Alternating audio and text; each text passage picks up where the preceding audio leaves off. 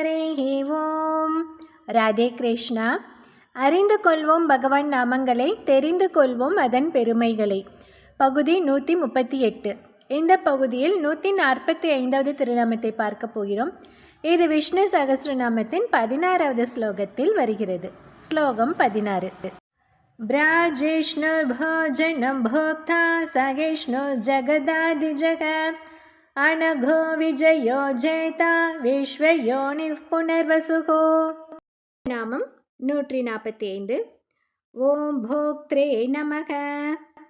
அதாவது பக்தியோட நம்ம கொடுக்கறதை ஏற்றுக்கொள்பவர், அதாவது அனுபவிப்பவர். அதாவது நம்ம பக்தியோடு கொடுக்கறதை ஏற்றுக்கிட்டு நமக்கு அருள் புரிபவர் அப்படின்னு சொல்லலாம்.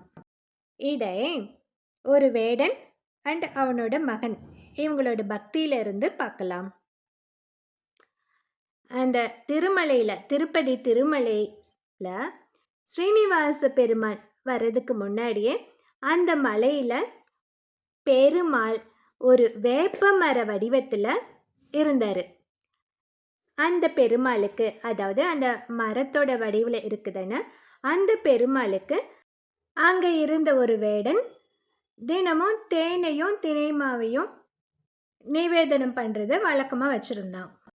அந்த தேனையும் தினைமாவையும் பெருமாளுக்கு சமர்ப்பிச்சுட்டு அதுக்கப்புறம் அதை பிரசாதமாக நினச்சி அவன் சாப்பிட்டுட்டு வந்தான். அந்த வேடனுக்கு ஒரு பையன் இருந்தான். அவனையும் தன்னை மாதிரியே பக்தி உள்ளவனா வளர்த்துட்டு வந்தான் அந்த வேடன். அவனோட பையன்கிட்ட அந்த வேடன் சொன்னான், நீ பெருமாளுக்கு நிவேதனம் செய்யாமல் ஒரு சொட்டு தண்ணி கூட குடிக்கக்கூடாது அப்படின்னு சொல்லி தான் அந்த மகனை வளர்த்துட்டு வந்தான். ஒரு நாள் அந்த வேடனும் அவனோட மகனும் பெருமாளுக்கு நிவேதனம் செய்கிறதுக்காக திருமலைக்கு போகிறாங்க. அவனோட பையில் எப்பயும் போலயே பிரசாதம், அதாவது தினைமாவும் தேனும் எடுத்துகிட்டு போகிறாங்க. ஆனால் நடுவில் அந்த பையை திறந்து பார்க்குறப்ப தான் அதில் தினைமாவு மட்டும்தான் இருக்குது, தேன் எடுத்துகிட்டு வரல, மறந்துட்டோம் அப்படின்னு தெரியுது. அதனால அந்த வேடன் என்ன சொல்கிறான் தன்னோட பையன்கிட்ட, மகனே நீ இங்கேயே இரு, இந்த மலையில் எங்கேயாவது தேன் கூடு இருக்கும், அதில் ஒன்று நான் எடுத்துக்கிட்டு வரேன், அது வரைக்கும் நீ இங்கேயே இரு அப்படின்னு சொல்லிட்டு வேடன் போயிட்டான். ரொம்ப தூரம் தேன் கூடு தேடிக்கிட்டு போகிறான். ஆனால் அவனுக்கு தேனே கிடைக்கல.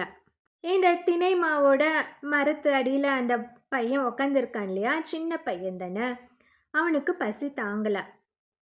அவன் அந்த குட்டி பையன் பெருமாள் கிட்ட, ஏழுமலையானே இன்னைக்கு தேன் கிடைக்காததுனால தினமாவு மட்டும் உனக்கு சமர்ப்பிக்கிறேன் அப்படின்னு சொல்லிட்டு அந்த வெறும் மாவை மட்டும் அந்த பையன் நிவேதனம் செஞ்சுட்டு அதை சாப்பிட ஆரம்பித்தான். அப்போ தான் ஆரம்பிக்கிறான், சாப்பிடலை, இன்னும் சாப்பிட போகிறான்.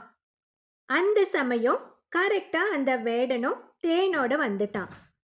அந்த வேடன் என்ன நினச்சான், ஆஹா பெருமாளுக்கு சமர்ப்பிக்காமலேயே இந்த தினைமாவை தன்னோட பையன் சாப்பிட போகிறான் அப்படின்னு நினச்சிக்கிட்டு அவனோட பையனோட தலையை வெட்டுறதுக்காக தன்னோட வாளை உருவிட்டான். அப்போ அந்த மரத்தை பிளந்துக்கிட்டு அங்கே ஸ்ரீனிவாச பெருமாள் காட்சியளித்தார். நீலம் மேகம் போன்ற நிறத்துடனும் கௌஸ்துபம், வைஜெயந்தி, வனமாலை உள்ளிட்ட அணிகலன்களோடும் சங்க சக்கரங்களை கையில் ஏந்தியபடி வேடன் முன் நின்ற ஸ்ரீனிவாசன் அந்த வேடன் கிட்ட சொல்றாரு, அந்த சின்னஞ்சிறு சிறுவனாகிய உன் மகன் பக்தி என்னும் தேன் கலந்த தினைமாவை எனக்கு சமர்ப்பித்துள்ளான், அதை நான் மனமுவந்து ஏற்றுக்கொண்டேன் அப்படின்னு சொல்கிறாரு. அப்புறம் இன்னும் என்ன சொல்கிறாருனாக்கா, பக்தியோட ஒரு இலையோ பழமோ புஷ்பமோ தண்ணீரோ எதை சமர்ப்பித்தாலும் நான் அதை ஏற்றுக்கொள்வேன்.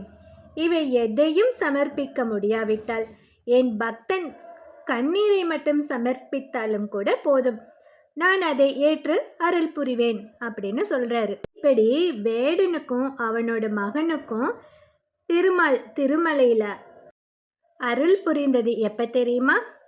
ஒரு புரட்டாசி மாதம் சனிக்கிழமை தான். இதுக்காகத்தான், அதாவது இந்த சம்பவத்தை நினைவுபடுத்துறதுக்காகத்தான் நம்ம வீடுகள் எல்லாம் புரட்டாசி சனிக்கிழமையில் மாவிளக்கு ஏற்றுறோம்.